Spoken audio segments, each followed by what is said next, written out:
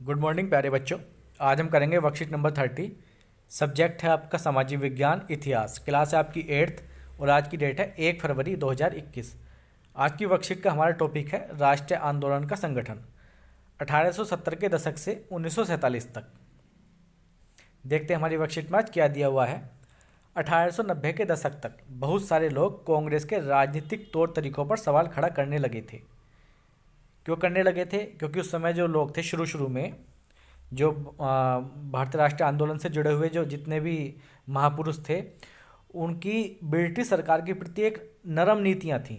वो सरकार से निवेदन करते थे, वो विरोध जताने के लिए सरकार के अगेंस्ट आना नहीं चाहते थे। वो बार बार सरकार से निवेदन करते थे कि आप ये काम कर दो, हमारा हमें ये समस्याएं आ रही हैं। मतलब शांतिपूर्ण तरीके से करना चाहते थे और इसका सरकार पर, अंग्रेज सरकार पर कोई असर नहीं पड़ता था। मतलब वो सोचते थे ठीक है, कह रहे हैं कोई बात नहीं।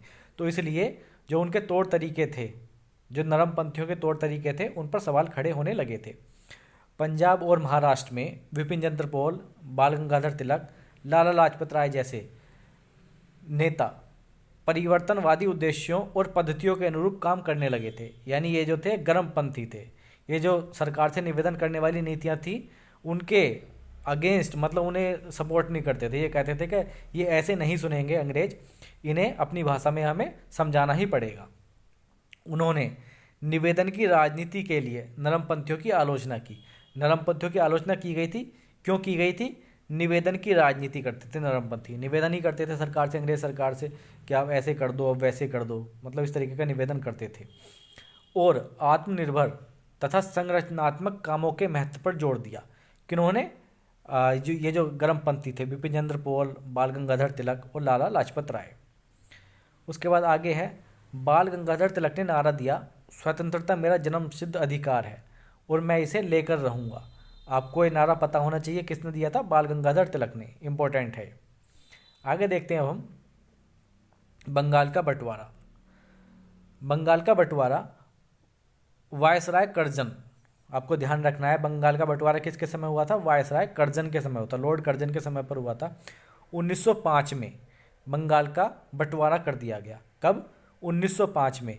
वायसराय कौन था? Lord Curzon. आपको ये ध्यान रखना है। पूर्वी बंगाल ब्रिटिश भारत का सबसे बड़ा प्रांत था। उस समय का जो बंगाल था, पूर्वी बंगाल, वो जो उस समय ब्रिटिश भारत था उसका सबसे बड़ा राज्य था, सबसे बड़ा प्रांत था। उड़ीसा के कुछ भाग भी उस समय बंगाल का हिस्सा थे। जो आज उड़ीसा है उसका कुछ भाग भी उसमें बंगाल का हिस्सा था।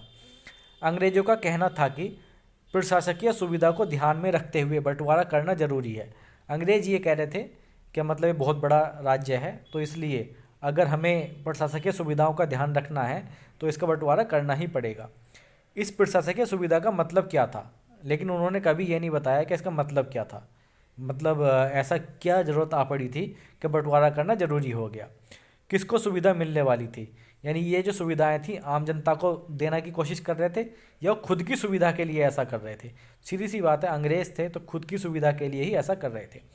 जाहिर है इसका ताल्लुक अंग्रेज अफसरों और व्यापारियों के फ़ायदे से था।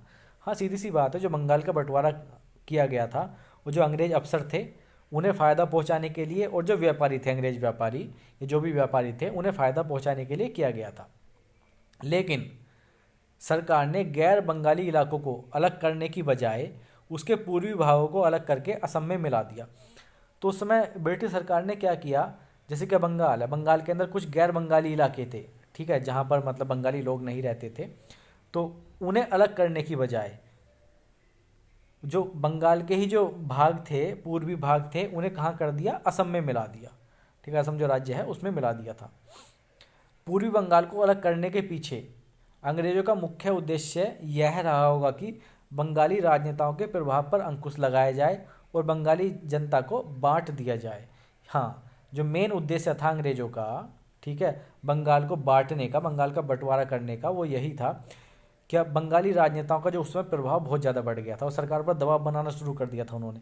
तो उनका जो प्रभाव था उस पर रोक लगाई जाए, अंकुश लगाया जाए और बंगाली जनता को बांट दिया जाए। बांटो और राज करो की नीति अपनाते ही थे वो, तो जनता को बांट दिया जाए, इसलिए उन्होंने बंटवारा कर दिया था। ठीक है, आगे देखते हैं अब हम स्वदेशी आंदोलन। स्वदेशी आंदोलन कब चला था? उसी समय चला था, बंगाल जब विभाजन हुआ था उसके विरोध में।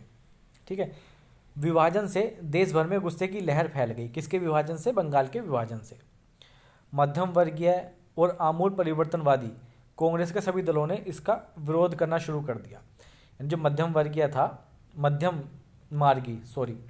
मध्यम मार्गी और आमूल परिवर्तनवादी, यानी जो भी लोग थे जो बहुत एकदम से परिवर्तन चाहते थे या जो भी क्या कहते थे हाँ ठीक है धीरे धीरे परिवर्तन होना चाहिए, सब ने ही बंगाल विभाजन का विरोध किया। इससे जो संघर्ष उपजा उसे स्वदेशी आंदोलन के नाम से जाना जाता है। इन्हीं सब चीज़ों का जो वो था परिणाम था वो था स्वदेशी आंदोलन। इसे स्वदेशी आंदोलन का नाम दिया गया। ब्रिटिश शासन का विरोध किया गया, विशाल जनसभाओं का आयोजन किया गया और जुलूस निकाले गए। किस तरीके से आंदोलन चलाए? इसके अंदर बड़ी बड़ी जनसभाएं की गई अंग्रेजों के खिलाफ, जुलूस निकाले गए अंग्रेज सरकार के खिलाफ, स्वयं सहायता, स्वदेशी उद्यमों, राष्ट्रीय शिक्षा और राष्ट्रीय भाषा के उपयोग को बढ़ावा दिया गया। तो क्या क्या किया गया? जो स्वदेशी उद्योग थे, उद्यम थे, उन्हें बढ़ावा दिया गया। राष्ट्रीय शिक्षा, उस समय ब्रिटिश अपनी शिक्षा हम लाए हुए थे, लेकिन उसकी जगह राष्ट्रीय शिक्षा जो हमारे देश की शिक्षा है उसको बढ़ावा दिया गया और भारतीय भाषाओं के उपयोग को बढ़ावा दिया गया। इस तरीके से स्वदेशी आंदोलन को चलाया गया, अपनाया गया। यह आंदोलन बंगाल में सबसे ताकतवर था, परंतु अन्य इलाकों में भी इसकी भारी गूंज सुनाई दी। बंगाल में तो था ही था ये बहुत ताकतवर, लेकिन जो देश के अन्य इलाके थे वहाँ पर भी इस आंदोलन की जो थी अनुगूंज, जो गूंज थी वो सुनाई दी, इसका असर दिखाई दिया। आंध्रा के डेल्टा इलाकों में इसे वंदे मातरम आंदोलन के नाम से जाना जाता था। इम्पोर्टेंट है ये, ठीक है। कहाँ पर? आंध्रा के डेल्टा इलाकों में इसे किस नाम से? वंदे मातरम आंदोलन के नाम से। किस आंदोलन को? स्वदेशी आंदोलन को। स्वदेशी आंदोलन कब हुआ था? बंगाल विभाजन के विरोध में के नाम से जाना जाता था। कुछ लोग ब्रिटिश शासन को उखाड़ फेंकने के लिए क्रांतिकारी हिंसा के समर्थक थे। उस समय कुछ लोग ऐसे भी थे जो क्रांतिकारी हिंसा के समर्थक थे। क्या ब्रिटिश सरकार ऐसे नहीं मानेगी, इनके खिलाफ क्रांतिकारी हिंसा जरूरी है। आगे देखते हैं अब हम कुछ महत्वपूर्ण घटनाएं दी गई हैं, बहुत इंपॉर्टेंट हैं, मोस्ट इंपॉर्टेंट है, आपको ये पता होना चाहिए। ढाका में मुस्लिम लीग का गठन कब हुआ था? 1906 में। कहाँ पर हुआ था? ढाका में। किसका गठन? मुस्लिम लीग का। कब हुआ था? 1906 में। आपको डेट पता होनी चाहिए और जगह पता होनी चाहिए, ढाका में। 1907 में कांग्रेस मध्यम मार्गी और आमूल परिवर्तनवादी दो धड़ों में विभाजित हो गई थी। कब? 1907 में। मध्यम मार्गी का मतलब है जो नरमपंथी थे, और आमूल परिवर्तनवादी कौन थे? जो गर्मपंथी थे, गर्म दल था। नरम दल और गर्म दल दो में विभाजित हो गई थी कांग्रेस। कब? 1907 में। 1909 में परिषदों में मुस्लिमों के लिए अलग निर्वाचन की व्यवस्था की गई। 1909 में जो ब्रिटिश सरकार थी, उसने मुस्लिमों के लिए अलग से निर्वाचिका की व्यवस्था कर दी थी। 1915 में कांग्रेस के दोनों खेमों में एकता हो गई। जो कांग्रेस का नरम दल था और गर्म दल था, मध्यम मार्गी नरम दल और आमूल परिवर्तनवादी गर्म दल, इन दोनों में एकता कब हुई थी? 1915 में। आपको ये भी ध्यान रखना है। 1916 में कांग्रेस और मुस्लिम लीग में समझौता हुआ, ठीक है। तो जो मुस्लिम लीग थी, मुस्लिम लीग का गठन कब हुआ था? 1906 में, ढाका में। तो इनमें ये अलग अलग रास्ते पर चल पड़े थे, तो इनमें समझौता कब हुआ था? 1916 में, ठीक है। कहाँ पर? लखनऊ में। तो कुछ महत्वपूर्ण घटनाएं थी जो आपको पता होनी चाहिए। अब इसके क्वेश्चन देख लेते हैं हम। पहला क्वेश्चन है, कांग्रेस के नरमपंथियों की आलोचना क्यों होने लगी थी? क्योंकि जो उनकी निवेदन वाली जो नीतियां थीं, ठीक है, निवेदन की राजनीति करते थे, सरकार से निवेदन करते थे, सरकार के खिलाफ कोई कड़ा एक्शन लेने से डरते थे, विरोध प्रदर्शन करने से डरते थे, तो इसीलिए कांग्रेस के नरमपंथियों की आलोचना होने लगी थी। तो इसका आंसर हम कैसे लिखेंगे? इसका आंसर हम लिखेंगे इस तरीके से, नरमपंथियों की निवेदन की राजनीति के कारण आलोचना होने लगी थी। तो इसका आंसर हमारा पहले क्वेश्चन का आंसर ये हो जाएगा। सेकंड क्वेश्चन देखते हैं हमारा, बंगाल के विभाजन के पीछे अंग्रेजों की वास्तविक मंशा क्या थी? तो वास्तविक मंशा ये थी, जो उस समय जो बंगाली राजनेताओं का प्रभाव था उस पर रोक लगानी, उस पर अंकुश लगाना और क्या करना, और बंगाल की जनता को बांट देना। इसका आंसर हम एक बार देख लेते हैं। विभाजन के पीछे अंग्रेजों की वास्तविक मंशा थी बंगाल के राजनेताओं के प्रभाव पर अंकुश लगाना और बंगाल की जनता को बांटना। तो इसका हमारा सेकंड का आंसर हो जाएगा ये। थर्ड क्वेश्चन देखते हैं। स्वदेशी आंदोलन में अंग्रेजों का विरोध किस प्रकार किया गया?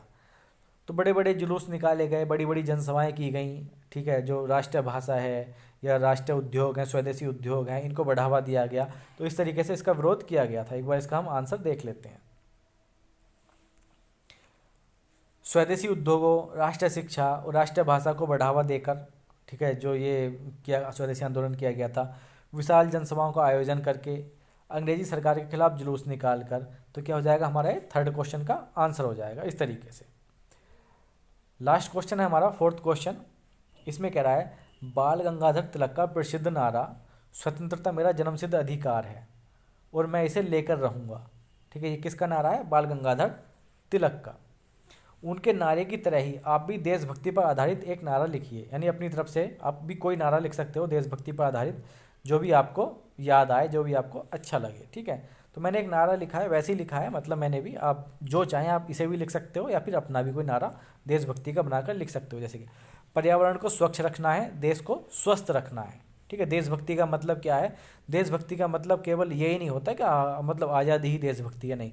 देशभक्ति का मतलब बहुत व्यापक होता है, बहुत बड़ा होता है। हम अपने आसपास की साफ सफाई रखकर, ठीक है, नियम कानूनों का पालन करके, या फिर पेड़ पौधे लगाकर, भ्रष्टाचारी पर रोक लगाकर, किसी को भ्रष्टाचारी ना करके, ठीक है, ईमानदारी के साथ रहकर भी हम देशभक्ति को जाहिर कर सकते हैं। तो क्या है नारा? पर्यावरण को स्वच्छ रखना है और देश को स्वस्थ रखना है। पर्यावरण स्वच्छ रहेगा तो उससे बीमारियां कम फैलेंगी, हमारा देश स्वस्थ रहेगा। तो ये देशभक्ति का नारा है। तो आज की हमारी वर्कशीट की, जो क्लास 8th की थी, वर्कशीट नंबर 30। वीडियो आपको कैसी लगी कमेंट करके ज़रूर बताइएगा, और अगर आपको वीडियो अच्छी लगी तो वीडियो को लाइक भी ज़रूर कर दीजिएगा। तो thank you, thanks a lot.